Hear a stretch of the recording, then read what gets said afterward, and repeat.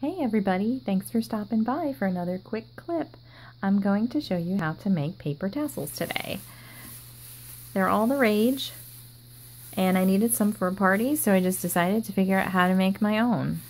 So, yay! Let's hear it for paper tassels, yay! Okay, seriously. All you need to make these are, of course, crepe paper, a ruler, and some scissors. And it would probably be beneficial if your scissors are longer scissors instead of the small craft scissors. I mean, either one will work, but I think it would be easier if you use longer scissors. And then you may need some Scotch tape or some gift wrap tape or whatever at the end. Okay, so the size that I made was about 10 inches. So this is what I'm going to work with today. You can make them longer or shorter depending on what you need.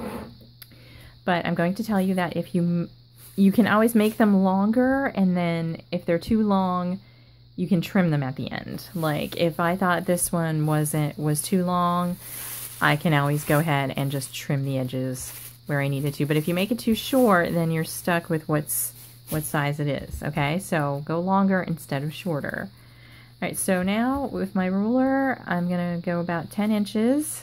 So I'm gonna unroll it to the 10-inch mark. About here, and I'm going to roll it back on itself, make a fold. Okay, now it doesn't have to be exact. Now I don't even need my ruler anymore. And now I'm going to bring it. So here's where I started. Here's where my first fold. And now coming back, I'm going to fold it back on itself. Okay, approximately there. I'm going to do this about, I don't know, 5 or 6 times. You can do it more or less depending on how, I guess, fluffy you want your tassel to be. Okay, just keep going.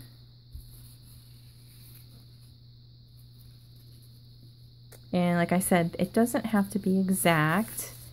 But, you know, get your folds pretty close to the one before it so that they're all about the same length, you know, relatively. Okay, and I'm going to unroll it again. Oh, I'm getting to the end of my crepe paper here, so I have some wavy crepe paper going on. All right, so let me see now. Can show you. All right, so here's where I started. This was my first layer. It's a single layer. There's no fold there. And then I've got 1, 2, 3. I'm gonna do another fold. That'll be 4. And oh, do I have enough to go back up one more time? I think I have just enough. Okay. All right, that's good. So now, as you can see, this is my other end. I'm going to trim it. Let's see, trim it about right here. Okay. And now, there you go. So also, I just want to let you know, I don't know if this makes any difference. It probably doesn't, but where I start with my single edge is where I end. I end with a single edge so that both of my single edges are on the same side. You know, I don't have a single edge over here and a single edge down here. It's all the same. They're both on this side. Okay. Pull it together. Line up your side edges as much as you can. All right, now the 2 single edges, I make the top. And so all I do is I kind of turn in each corner a little bit. I hold them, grab it, and just twist it. There you go. And you don't have to, you know, do this really hard because you don't want to rip the paper. And you'll see that it pretty much will keep its shape. And you have to figure out how big you want to make this, because I could keep twisting down further if I need a larger end, It just depends on how you're going to hang it, if you're going to string anything through it, that kind of thing. All right, so again, pull your edges together, make them nice and straight. Now this end, you'll see we have all the folds. Take your scissors. Now you can take your scissors right now, and if you can see, like, this fold is a little bit bigger. See if I can show you. This fold is a little bit bigger than this one. This one's bigger than that one. If you want to make them all even, this would be the time you just go through and just snip the end off. If you didn't want to do that, you can go through each one and cut each one open, because that's what you're trying to do. You just want them to be all open, okay? And now, okay, so here's your top, here's your bottom. You're gonna make 2 cuts up the length of the paper. So start at the bottom and figure out about 1/3 and try and make a straight cut. That's why I think the longer scissors here are more helpful. I feel like you don't have to move them as much. And just go straight up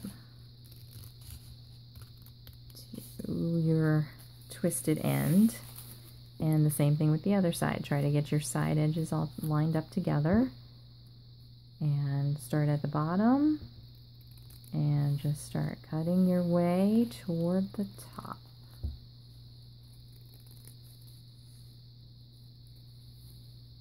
It's helpful to hold it this way because you make sure that your scissors get through all the layers. Okay, now we're almost to the top. Right there, okay. So now, this is what you got. Doesn't look really that impressive. So, as you can see, you also kind of have, they're sort of stuck together in a sense. So, you want to separate them a little bit and just very gently, because you don't want to rip it. And since you started twisting it, you can see that this kind of goes along the twisty edge. So you can separate it like in that direction. See, like all of these, try and just separate them. Okay. And when you feel like, yeah, it's pretty good separated, then all you want to do is just take a few pieces and just scrunch. Just go around and scrunch it. You know, give it some body. It's like your hair, you know? Scrunch it, give it some body. Just play with it. And this'll fill it out. And don't forget to scrunch a little bit toward the top too. Okay. Crepe paper is pretty easy to work with. It's fun to work with. Okay. And there you go. That's pretty much it. So if you wanted to, you could take a piece of Scotch tape right now and you could put it around this top part just to keep it together. But you'll see that once you twist it, it stays together pretty good. And there you have it. So now I just went and taped them to wherever I needed to tape them to. But you could run some ribbon through it or some string and put a few of them together in a row. Like you can like put, you know, this one and then this one on a piece of string and then another one. Or you can put a bunch of them together and make one large one. It's kind of fun too. So whatever you think. But there you go. There's your paper tassel. Ta-da! So I hope you had fun learning that, and I hope it works out for you. Send me an email if you have any questions. Let me know if you like this video, if it helped you out. Thanks for stopping by.